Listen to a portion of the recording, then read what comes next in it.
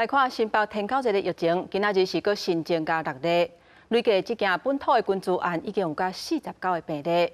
市长侯友宜是召开第2届应变会议，规划17个管制区，呼吁民众都唔通去。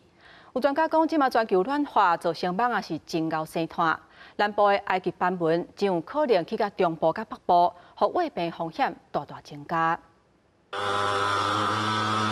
环保人员伫新北中和区甲新店区进行大规模的消毒，就惊天狗热疫情搁再扩大。新北本土天狗热病例29个新增加6例，总共有49例。新北市长侯友宜召开第2摆应变的会议，拟定55个里来做行道的清洗、资生员清除，并且入户来消毒。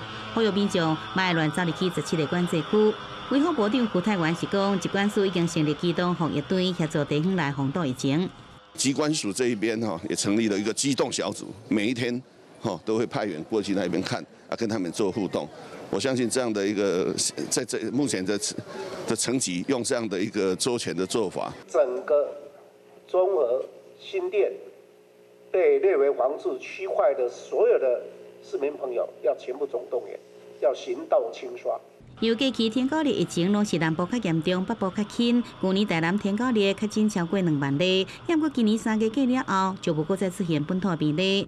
就连发现南部乌卡网的云林北港也无本土的确诊个案。有专家分析讲，全球暖化造成蚊仔碳性增高，改变伊的习性。南部这个乌卡网真可能飞过北回归线来到中北部，传播风险是大大增加。如果气候变迁持续，登革热的风险未来。 以前风险是南部比较高，未来北部可能中部、北部可能风险也会增加。随风台慢慢逼近，一定要带来真高的雨水。区泰源强调，风台过后1礼拜是防治天狗热关键的时期，提醒民众一定爱甲开积水的这个杆仔，也有桶仔内底积水倒掉，而且要洗好清气，避免鼻毛虫的滋生。若疫情继续扩大，无排除伫新北设立前进指挥所。记者综合报道。